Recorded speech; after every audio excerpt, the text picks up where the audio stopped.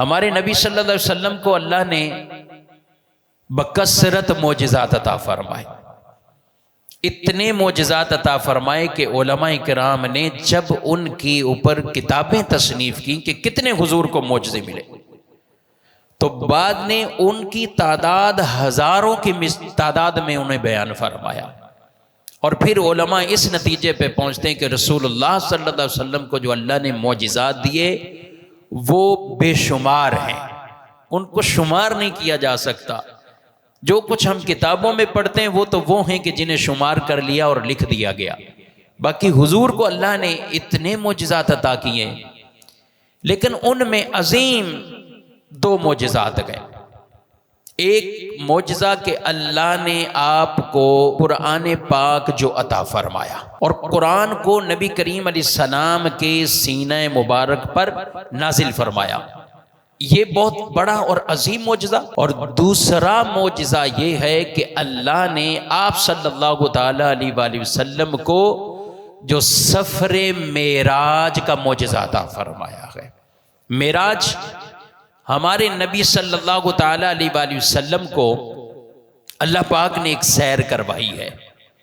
اور وہ سیر کیسی کروائی ہے کہ آپ صلی اللہ علیہ وسلم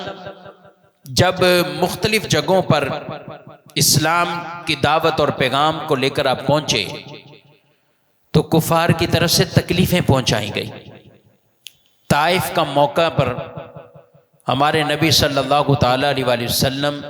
زخمی ہوئے، آپ کو جس طرح تکلیف پہنچائی گئی، ستایا گیا، یہاں تک کہ جسم مبارک سے خون نکل آیا۔ اللہ اکبر۔ تو آپ بڑے رنجیدہ تھے۔ جب طائف سے واپسی آپ مکہ مکرمہ میں آئے تو بڑے رنجیدہ تھے، تو اللہ تعالیٰ نے اپنے نبی صلی اللہ تعالی علیہ وآلہ وسلم سے ارشاد فرمایا، محبوب آپ کا کام تبلیغ فرما دینا ہے۔ آپ نے کر دیا وہ کام، آپ کا کام پہنچا دینا ہے، آپ نے پہنچا دیا۔ اب اس پہ ملال نہ لائیں، قلب مبارک پر اب یہ ملال نہ آئے، ہدایت من جانب اللہ ہے، جس کے مقدر میں نہیں ہے اسے نہیں ملے گی۔ اب آپ وہ اللہ رب العالمین کی طرف سے جو رسالت کے معاملات تھے وہ آپ نے پہنچا دیے، اب آپ افسوس نہ کیجئے اس بات پر۔ لیکن قلب مبارک رنجیدہ تھا، تو اللہ نے آپ کے اس قلب کی جو رنجیدگی تھی اس کو دور کرنے کے لیے اپنے نبی صلی اللہ علیہ وآلہ وسلم کو معراج شریف کا معجزہ عطا فرمایا ہے